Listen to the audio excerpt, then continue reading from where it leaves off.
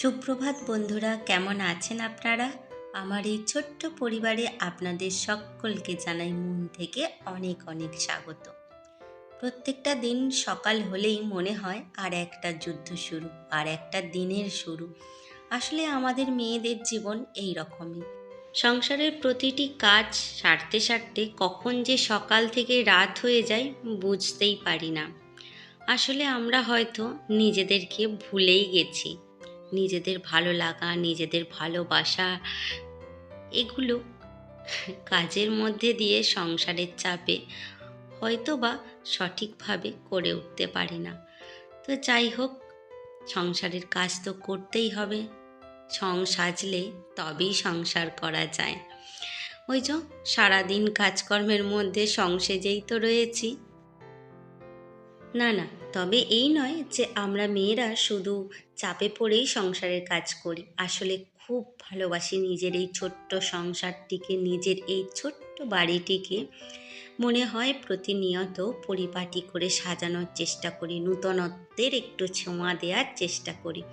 তো সেই রকমই নূতনত্বের ছোঁয়া আমার হচ্ছে সব থেকে প্রিয় পছন্দের কাজ, গাছ। গাছ লাগানো, গাছ বসানো এগুলো আমার খুব পছন্দের কাজ।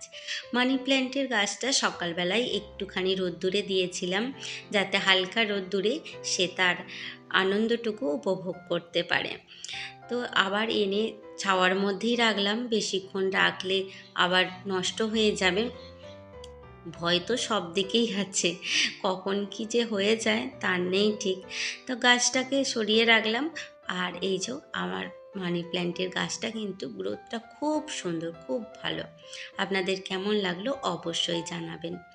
আর তারপরে চলে এসেছি হলুদগুলো তুলতে। আসলে কোনো জিনিসটাই অবহেলার নয়, কোনো জিনিসটাই ফেলে দেওয়ার নয়। একটু যদি আপনি গুছিয়ে কাজগুলো করেন, কিছু গাছ বসিয়ে রাখেন, তাহলে দেখবেন আপনার সংসারেরও কিন্তু খুব উপকার হয়।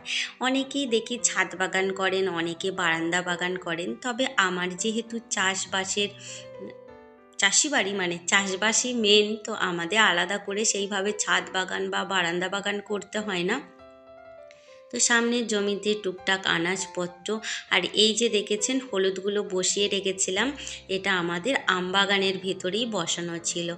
এত পরিমাণে হলুদ হয়েছে এবছর, আর সারা বছর কিন্তু আর হলুদ আমাকে কিনতে হবে না। এইগুলো তুলে পরিষ্কার করে রাখলেই চলে যাবে।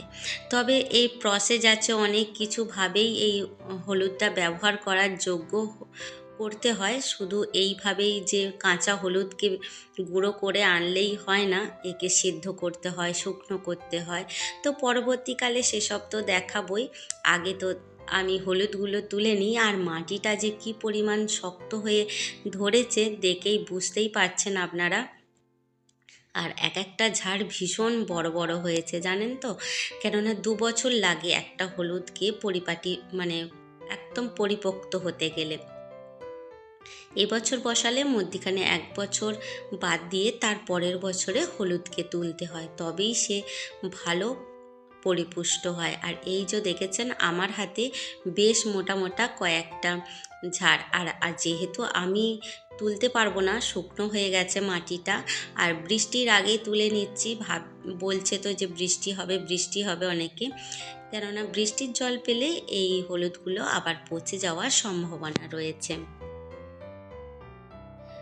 সেই কারণেই তাড়াহুড়ো করে আজকে হলুদগুলো তুলে নিচ্ছি। তবে মাঠে আলু ভাঙাও রয়েছে, দেখেছেন? এই দেখুন, একটু কোনো কারণে হয়তো জল পেয়েছিল, এই হলুদটা পচে গিয়েছে।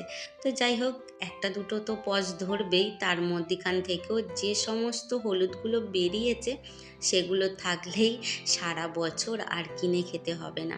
এইভাবে আপনারাও যদি একটু একটু করে নিজেদের জন্য তৈরি করতে পারেন, হলুদ বলুন, আদা বসিয়ে রাখতে পারেন ছাদেতে বস্তার ভিতরে করে, তাহলে মনে হয় সংসারে অনেকটাই সাশ্রয় আর পয়সা বাঁচানো যায়।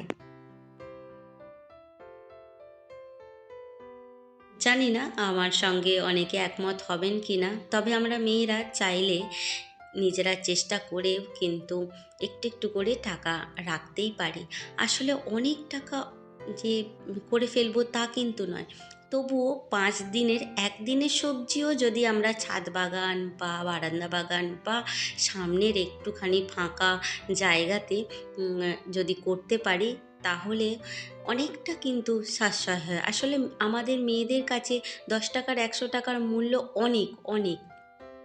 হয়তোবা একটা ছেলের কাছে বা সেই মূল্যটা কিছুই নয়।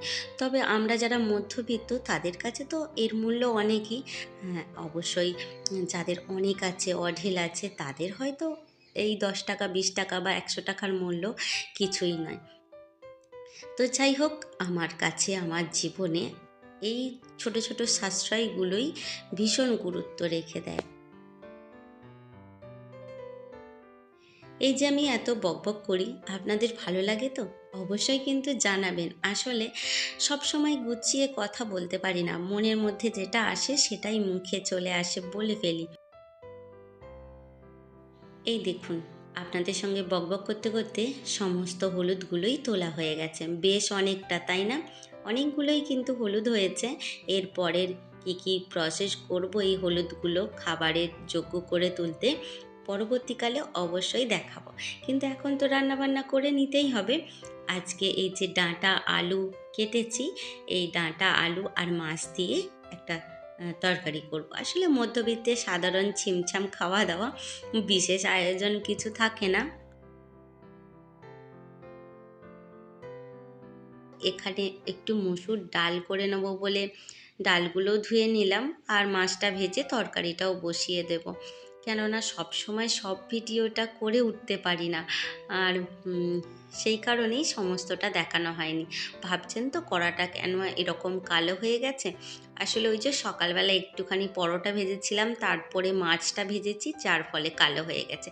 যাই হোক, ওই নিয়ে ভেবে চিন্তে কোনো লাভ নেই। তরকারিটা খেতে ভালো হলেই কিন্তু ভালো হবে। তবে বিশেষ কিছু মশলাপাতি দিয়ে আমি রান্না করি না, হালকা পাতলাই রান্না করি। এই যে ডাঁটা দিয়ে মাছ দিয়ে একটা তরকারি করে নিয়েছি। আর আজকে আমার মাছের টক খেতে ভীষণ ইচ্ছা করছিল, তাই একটুখানি মাছের টকও সাথে করেছি। ওই মুড়ো মাছ আর একটা চাকা মাছ দিয়ে তেঁতুল দিয়ে টক করেছিলাম। এই ছিল রান্নাবান্না, আর অবশ্যই ছিল মসুরির ডাল। তাহলে চলুন, আজকের মতো দেখা হবে আবার।